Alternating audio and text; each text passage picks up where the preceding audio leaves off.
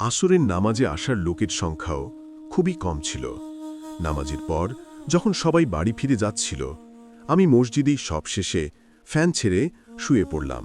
ভাবলাম একটু বিশ্রাম নেওয়া যাক। হঠাৎই এলাকার একজন লোক আমার কাছে এলো। তার নাম আব্দুল গফুর এবং গভীর দুঃখ প্রকাশ করে বলল, হুজুর, আমার স্ত্রী ইন্তেকাল করেছেন, তার জানাজা পড়াতে হবে। আপনি জানাজা পড়িয়ে দেবেন কি?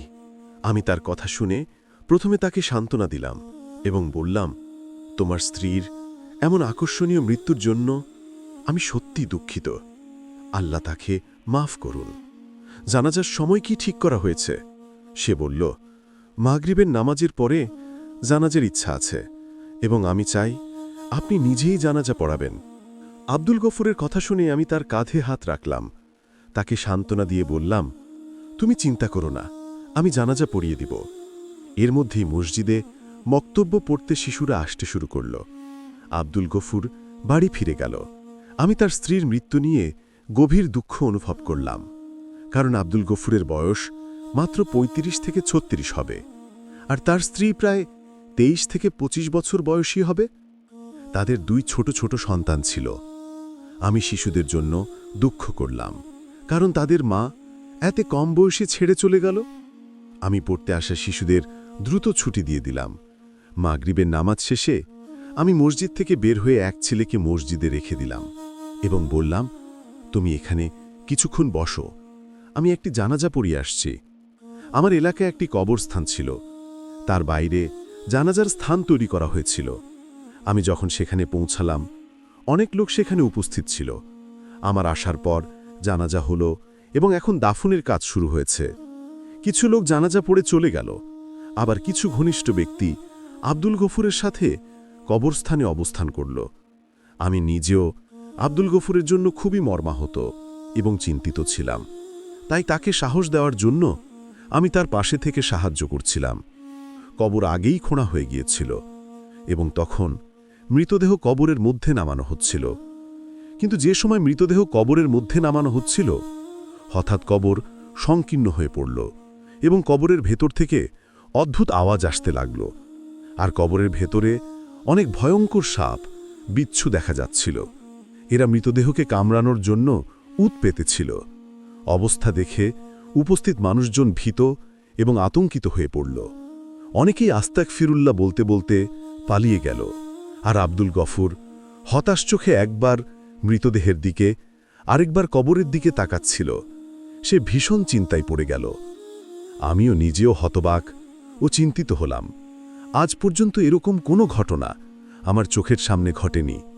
তখন অন্ধকার নেমে এসেছে এবং কবরস্থানের পরিবেশ খুবই নীরব হয়ে উঠেছিল। আমার পশমগুলো দাঁড়িয়ে গিয়েছিল, তবু আমি দোয়া পড়তে থাকলাম এবং ধৈর্য ধরে দাঁড়িয়ে রইলাম। এখন আব্দুল গফুর ভীষণ চিন্তিত হয়ে বলতে লাগল, এমন কেন হলো? এমনকি গুরখতখর সেখানে থাকতে চাচ্ছিল না, সে যাওয়ার জন্য পীড়াপিড়ি করছিল। কিন্তু আমি এবং আব্দুল গফুর তার কাছে অনুনয় করলাম যেন সে আরেকটি কবর খুলে দেয়, যাতে মৃতদেহ সেখানে দাফন করা যায়। ততক্ষণে সবাই চলে গিয়েছিল, কেবল আব্দুল গফুর, আমি এবং মুর্দক বাকি ছিল। তখন গুরখতখর ভয় পাচ্ছিল, তাই প্রথমে সে অনীহা প্রকাশ করল, কিন্তু আমাদের অনুরোধে সে রাজি হল এবং দ্বিতীয় কবর খোঁড়া শুরু করল। ওই কবর খুলে নেওয়ার পর সে আমাদের মৃতদেহ নিয়ে আসতে বলল এবং নিজে একপাশে চলে গেল। আমিও আব্দুল গফুর মৃতদেহ নিয়ে দ্বিতীয় কবরের কাছে গিয়ে মৃতদেহ নামানোর চেষ্টা করলাম। কিন্তু একে ওই কবরেও হঠাৎ করে অনেক সাপ বিচ্ছু দেখা গেল এবং কবর থেকে ভয়াবহ চিৎকারের আওয়াজ আসতে শুরু করল। গোর্দক এই দৃশ্য দেখে ভয় পেয়ে সাথে সাথে কবরস্থান থেকে পালিয়ে গেল। তখন কবরস্থানে শুধু আমি এবং আব্দুল গফুর রয়ে গেলাম। আব্দুল গফুরের চোখে জল, মুখে ভয় আর ঠোঁট কম্পমান ছিল। তখন সে বলল, মৌলভী সাহেব, এটা কি ঘটনা? যখন আমার স্ত্রীকে দাফন করতে যাব, তখনই কেন কবর এত সংকীর্ণ হয়ে যাচ্ছে? সাপ বিচ্ছু কেন আসছে? কারণ কি বলুন তো? আব্দুল গফুরের কাতর কণ্ঠ শুনে আমি তাকে সাহস দিয়ে বললাম, আসো, আমরা আবার চেষ্টা করি এবং একসাথে তাকে দাফন করি। আমি আশা করি এবার এমন কোনো ঘটনা ঘটবে না? কিন্তু এবারও ঠিক আগের মতোই ঘটনা ঘটল।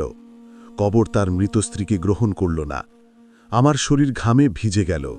একজন মসজিদের ইমাম হিসাবে আমি আল্লাহর ক্রোধের শাস্তি ভালোই বুঝি। এটা যে আল্লাহর পক্ষ থেকে একটি ভীতিকর সতর্কবার্তা আমি নিশ্চিত হয়ে গিয়েছিলাম। এটা পরিষ্কার ছিল যে তার স্ত্রী এমন কোনো গোড়ায় লিপ্ত ছিল যার জন্য এই কঠোর আযাব তার উপর নেমে এসেছে। সে মৃত হলেও তার দেহ কবর বারবার প্রত্যাখ্যান করছে। আমি তখন আব্দুল গফুরকে জিজ্ঞাসা করলাম, তোমার স্ত্রী কি এমন কিছু করেছিল, এমন কোনো গুনাহ যার কারণে তার এই পরিণতি? আমার মুখে বিভ্রান্তির ছাপ দেখে আব্দুল গফুর কান্নায় ভেঙে পড়ল। কাঁদতে কাঁদতে বলল, মৌলভী সাহেব, আমার স্ত্রী নার্গিস জীবনে একটা ভুল করেছিল এবং সম্ভবত আজকের এই শাস্তি সেই ভুলেরই ফল। আর কণ্ঠে হতাশা আর গভীর বেদনার ছায়া। আমি তার কাঁধে হাত রেখে শান্ত করে বললাম, সাহস রাখো আব্দুল গফুর, আমাকে সব খুলে বলো। যতক্ষণ না তুমি সত্য বলবে ততক্ষণ আমরা তাকে দাফন করতে পারব না। দেখো, সবাই চলে গেছে, চারপাশে অন্ধকার ঘনিয়ে আসছে, আর ঈশান নামাজের সময় হয়ে গেছে। তুমি এক্ষুনি আমাকে আসল ঘটনা বলো, যাতে আমরা তাকে দাফন করে এখান থেকে ফিরে যেতে পারি। আব্দুল গফুর বুঝতে পারছিল ঘটনাটি কতটা গুরুতর ও ভয়ঙ্কর। অবশেষে এক দীর্ঘশ্বাস ফেলে বলল, মৌলভী সাহেব, এটা 6 বছর আগের কথা। তখন আমি আর আমার স্ত্রী অন্য এলাকায় থাকতাম। আমরা খুব সুখে ছিলাম। আমাদের বিয়ের তখন 3 বছর। আমাদের একটি ছেলে ছিল। আমি একটি ভালো চাকরি করতাম। আমার উপার্জন দিয়ে আমরা 3 জনে মিলে সংসার চালাতাম। কিন্তু আমার স্ত্রীর গহনা আর সাজগোজের প্রতি প্রবল আগ্রহ ছিল। সে নতুন নতুন পোশাক কেনার প্রতি আকৃষ্ট হতো। যখনই সে ভালো সাজগোজ করা মহিলাকে দেখত, তার অন্তরে হিংসা জাগত। প্রায়ই আমাকে বলতো, আব্দুল, তুমি চাকরির পাশাপাশি অন্য কোনো ব্যবসা করো, শুধু চাকরিতে আছো কেন? আমরা কতদিন এমন অভাবের সংসার চালাবো? আমারও ইচ্ছা হয় কত কিছু করার। আমি তাকে সান্ত্বনা দিয়ে বলতাম, চিন্তা করো না, আমি শীঘ্রই প্রমোশন পাব, বেতন বাড়বে, তখন আমাদের অনেক সমস্যা মিটে যাবে। কিন্তু সে বলতো, শুধু বেতন বাড়লেই হবে না, কত আর বাড়বে? তোমার অমুক বন্ধু আগে এখানে সাধারণ চাকরি করত, তারপর দুবাই গেল, এখন তার ঘরে টাকা ছুটছে, তার স্ত্রী গহনা পরে সেজেগুজে থাকে, তাদের সন্তান শহরের নামি দামি স্কুলে পড়ে, আর বাড়িতে প্রতিদিনই রেস্টুরেন্ট থেকে চাইনিজ খাবার আসে। তুমিও এমন কিছু করো। আমার স্ত্রী লোভে পড়ে এসব বলতো, আর আমি প্রতিদিন তার কথা শুনে বিরক্ত হয়ে ভাবতে লাগলাম যে আমাকে ওদের সুখের জন্য বিদেশে চলে যেতে হবে। তাই আমি আমার সঞ্চিত টাকা বন্ধুদের পরামর্শে একজন এজেন্টকে দিলাম। কিন্তু সে এজেন্ট প্রতারণা করে আমার টাকা খেয়ে উধাও হয়ে গেল। আমি চাকরি ছেড়ে দিয়েছিলাম, আর কোনো কাজও ছিল না। সঞ্চিত টাকাও সব হারিয়েছে। আমাদের সংসারের পরিস্থিতি খারাপ হতে শুরু করল। এখন নার্গিস দিন রাত আমাকে দোষ দিত, আর আমি তার সঙ্গে ঝগড়া করতাম। বলতাম, তুমি আমার সঙ্গে কাজটা ভালো করনি। আগে আমাদের জীবন ভালোই যাচ্ছিল, এখন দুবেলা খাবার জোটাতে কষ্ট হচ্ছে, কিন্তু তোমার লোভে সব শেষ হয়ে গেছে। বাধ্য হয়ে আমি যে কোনো ছোটখাটো কাজ পেলে করতাম, কিন্তু আগে যেরকম শান্তি ছিল এখনও সেটা নেই, ঘরেও শান্তি নেই। নারকেল সংসারের অবস্থা দেখে একবারের কাজের বুয়া হল। সেখানে দুজন স্বামী স্ত্রী থাকত। তাদের কোনো সন্তান ছিল না। ওই মহিলার কোনো সমস্যা ছিল, হয়তো অসুস্থ ছিল, তাই সে প্রায় বিছানায় পড়ে থাকত। নার্গিস তাকে দেখাশোনা করত এবং পাশাপাশি বাড়ির কাজ করত। এখান থেকে সে ভালো আয় করত। নার্গিস প্রায় বাড়ি এসে তাদের গল্প বলত, যেমন আজ সাহেব তার স্ত্রীর জন্য 3000 টাকার স্যুট কিনেছে। আবার কখনো বলতো, আজ সাহেব তার স্ত্রীকে স্বর্ণের আংটি উপহার দিয়েছে। আমি অবাক হয়ে তার কথা শুনতাম, কারণ ওই মহিলা তো অসুস্থ ছিল, আর সাহেবের কাজও ভালো ছিল, সে ব্যবসা করত। নার্গিস বলতো, যখনই আমি মহিলাকে দেখি আমার হিংসা হয়। তার 2 হাতে সোনার চুড়ি, গলায় চেন, কানে দুল, হাতে 2-3টে আংটি, সব স্বর্ণের, আর এদিকে আমার কাছে তো একটি আংটিও নেই। নার্গিস হাসি দিয়ে এসব বলতো। সে মোটেই কৃতজ্ঞ ছিল না। আমি আক্ষেপ নিয়ে অবস্থা দেখতাম। আমাদের দিন মোটামুটিভাবে কাটছিল, কিন্তু আগে যা ছিল এখন আর তা নেই। আমার আর নার্গিসের মধ্যে দূরত্ব তৈরি হতে লাগল। আমরা দুজনে একে অন্যের থেকে একটু দূরে থাকার চেষ্টা করতাম, কারণ পরিস্থিতি বদলানোর পেছনে আমি নার্গিসকে দোষী মনে করতাম। এবং নার্গিস আমাকে দোষী মনে করত। কটা দিন যেতে না যেতেই একদিন নার্গিসের মালিকের সেই স্ত্রী মারা গেলেন। তার মৃত্যুর খবর আমাদেরকে গভীর দুঃখে ফেলে দেয়। তখন নার্গিস তার খুব কাছের মানুষ হিসাবে সে বাড়িতে উপস্থিত ছিল, আর তার স্বামী তখন কাজে ছিলেন। নার্গিসই তাকে তার স্ত্রীর মৃত্যুর খবর দেয় এবং তারপর থেকেই নার্গিস তার পাশে থেকে তাকে সান্ত্বনা দিচ্ছিল। নার্গিস নিজেও খুব কষ্টে ছিল, কারণ তার কাজ বন্ধ হয়ে যাবে। আমি তাকে সাহস যোগাতাম আর বলতাম, চিন্তা করো না, আল্লাহ তোমার জন্য অন্য কোনো রাস্তা খুলে দেবেন। কিন্তু আমি জানতাম নার্গিসের সমস্যার পেছনে অন্য কোনো কারণও আছে। যখন সে কারণটি আমার জানা গেল, আমি নিজেও খুব রেগে গিয়েছিলাম। একদিন সন্ধ্যায় আমি হঠাৎ দ্রুত বাড়ি ফিরে এলাম। আমার তখন শরীর ভালো ছিল না, আর নার্গিস আমার আসার খবর পায়নি। সে তখন হাতে সোনার চুড়ি পরে খুব ভাব নিয়ে তাকিয়ে দেখছিল। চুড়িগুলো দেখে আমি অবাক হয়ে গেলাম এবং নার্গিসকে জিজ্ঞেস করলাম, এই চুড়িগুলো কোথা থেকে এসেছে, কার এগুলো? আমার কথা শুনে সে খুব হতভম্ব হয়ে গেল এবং চুড়িগুলো হাত থেকে পড়ে গেল। সে খুব দ্রুত আবার চুড়িগুলো তুলে নিয়ে বলল, আরে তুমি কখন এসেছ? আমাকে দেখে সে ভয় পেয়ে গিয়েছিল। আমি তার প্রশ্ন উপেক্ষা করে জিজ্ঞেস করলাম, এই চুড়িগুলো কার, কোথায় পেয়েছ? আমার কণ্ঠস্বর আর চোখে সন্দেহ ছিল, যা দেখে নার্গিস আরও ভীত হয়ে গেল। তার হাত পা কাঁপতে লাগল। হঠাৎ সে মুখ ঢেকে জোরে জোরে কেঁদে উঠল এবং বলল, আব্দুল, আমাকে সন্দেহ করো না, আমি তোমাকে সব সত্য বলবো। তখন নার্গিস বলতে লাগল, আমার মালিকের স্ত্রীর কাছে এত গহনা ছিল এবং সে সবসময় সেগুলো হাতে পরে রাখত। আমি তাকিয়ে থাকতাম অবাক হবার মতো, চোখ বড় বড় করে। আমার মনেও ইচ্ছা জাগত যে আমি এমন গহনা পরব, হাতে এমন চুড়ি আংটি পরব। তার চুড়িগুলো আমার খুব পছন্দ ছিল। তাই যখন মালিকের স্ত্রী মারা গেলেন, তখন না জানি কেন আমি পাগল হয়ে গেলাম। শয়তান আমাকে উদ্বুদ্ধ করল, আর আমি মালিকের হাত থেকে সেই চুড়িগুলো খুলে নিলাম। কারণ আমি জানতাম সাহেব তখন খুব কষ্টে আছেন এবং তিনি গহনা চুরি সম্পর্কে কিছু টের পাবেন না। বাস্তবেও সাহেব কিছু বুঝতে পারলেন না, কারণ বাকি গহনা তো আগের মতোই ছিল, শুধু সেই চুড়িগুলো ছিল না। প্রথমে আমি ভয় পাচ্ছিলাম, পরে নিশ্চিন্ত হলাম, কারণ সাহেব সেই চুড়িগুলো হারানোর ব্যাপারে কিছুই জানেন না। তিনি স্ত্রীর মৃত্যুর শোক থেকে বেরোতে পারছিলেন না। কিন্তু আমি যখন থেকে এই চুড়িগুলো বাড়িতে নিয়ে এসেছি, বুঝতে পারছি না কেন একবারও আমি এগুলো হাতে পরে দেখতে পারিনি। আমি যখনই এগুলো হাতে পরি, অজান্তেই সেই মহিলার বুক আমার সামনে ভেসে ওঠে, আর তার হাতে পরা চুড়িগুলো আমার চোখের সামনে আসতে থাকে। আমি ভয় পেয়ে এগুলো ফেরত দেই। প্রতি রাতে স্বপ্নে মহিলা আমাকে দেখা দেয় এবং সে আমাকে প্রশ্ন করে, নার্গিস, তুমি আমার সঙ্গে কি করেছ? তুমি এক মৃত নারীর সঙ্গে বিশ্বাসঘাতকতা করেছ, তোমার মালিকের সঙ্গে ধোঁকাবাজি করেছ। এটা সে প্রতিদিন আমাকে বলে, আর আমি ভয়ে জেগে উঠি। আমি খুব দুশ্চিন্তাগ্রস্ত হয়ে পড়েছি। আমি নার্গিসের কাঁধে হাত রেখে তাকে সাহস দিয়ে বুঝিয়ে বললাম, সেখানকার সমস্ত ঘটনা সাহেবকে বলো, সে তোমাকে মাফ করে দেবে। কিন্তু সে ভয়ে কাঁপতে কাঁপতে বলল, না না আব্দুল, আমি তা করতে পারবো না, কারণ যদি আমি তা করি সাহেব আমাকে জেলে ভরবেন। আমি জানি সাহেব খুব কঠোর, তারা ছোটখাটো ভুলও মাফ করেন না, আর স্ত্রীর মৃত্যুর পর তার হৃদয় অনেক কঠোর হয়ে গেছে। আমি জানি যদি আমি তার কাছে আমার অপরাধ স্বীকার করি, সে আমাকে মাফ করবে না, বরং জেলে পাঠাবে। আমি কিভাবে জেলে যাব, তোমাদের ছাড়া কিভাবে বাঁচব? এই কথা বলেই নার্গিস আমার হাত ধরে কেঁদে উঠল। আমি অসহায় চোখে তাকিয়ে রইলাম। আমি বুঝতে পারছিলাম না তাকে কিভাবে শান্ত করব, কিভাবে তাকে সেই অপরাধবোধের আগুন থেকে মুক্ত করব। ইমাম, সেই দিন থেকে নার্গিস আর আগের নার্গিস ছিল না। ধীরে ধীরে সে আধমরা হতে লাগল। তার রং ফ্যাকাশে হয়ে যাচ্ছিল। চোখের নিচে কারো ছায়া পড়ছিল। মনে হচ্ছিল সে কোনো গুরুতর রোগে আক্রান্ত। নার্গিস সব সময় ভীত থাকত।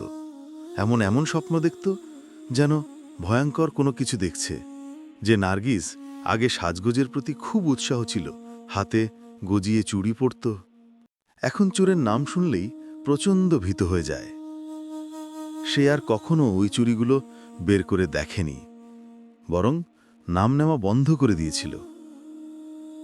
এমন অবস্থায় আমাদের বাড়িতে একটি মেয়ে সন্তান জন্ম নিয়েছিল।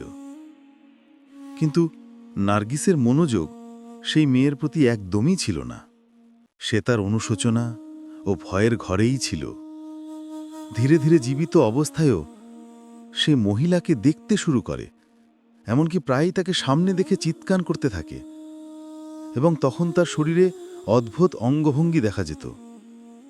আমি চেয়েছিলাম মালিকের সঙ্গে কথা বলে সব ঘটনা খুলে বলবো এবং নার্গিসের জন্য ক্ষমা চাইব।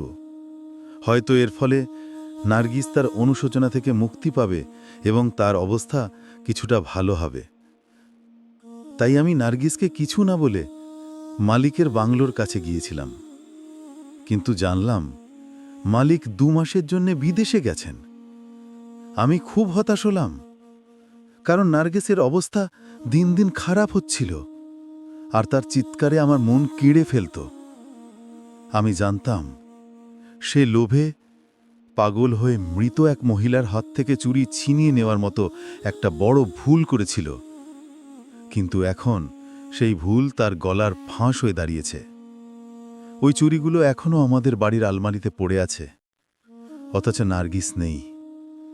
অনুশোচনার আগুনে পুড়তে পুড়তে পৃথিবী ছেড়ে চলে গেছে। এখন সব ঘটনার সূত্র আপনার সামনে।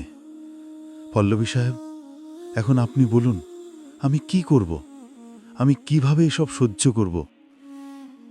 এই বলে আব্দুল গফুর আবার কেঁদে উঠল, আর আমি অদ্ভুত এক আতঙ্কের মধ্যে চলে গেলাম। আমি ভাবতেই পারিনি একজন নারী এমন গুনাহ করে কিভাবে এত ভয়ানক আযাবে পড়বে। আমি আব্দুল গফুরকে বললাম, তুমি এক কাজ করো, বাড়ি থেকে ওই চুরিগুলো এনে দাও, কারণ আমার মনে হয় মৃতদেহ দাফনের সাথে এই চুরিগুলোর সম্পর্ক আছে। বলতেই সে বিস্ময়ে আমার দিকে তাকিয়ে বলল, পল্লবী সাহেব, চুরিগুলোর সাথে দাফনের কি সম্পর্ক থাকতে পারে? আপনি কি বলতে চান? আমি বললাম, তুমি চুরিগুলো নিয়ে এসো, তারপর আমি তোমাকে সব বুঝিয়ে দেব। আমি এখানেই অপেক্ষা করব। তাকে সাহস দিয়ে আমি বাড়ি পাঠালাম।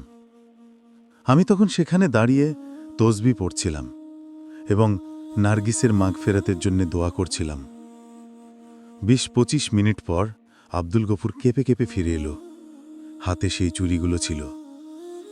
চুরিগুলো সোনার তৈরি, অত্যন্ত সৌন্দর্যের। সম্ভবত এগুলো দেখে যে কোনো নারীর হৃদয় গলে যাবে আর পেতে চাইবে। নার্গিসের আকাঙ্ক্ষা করাটা স্বাভাবিক ছিল, কিন্তু সে তার আকাঙ্ক্ষা পূরণের জন্যে ভুল পথ বেছে নিয়েছিল আর এক মৃত মহিলার হাত থেকে চুরি ছিনিয়ে নিয়ে নিজেকে স্থায়ী এক আযাবে ফেলে দিয়েছিল।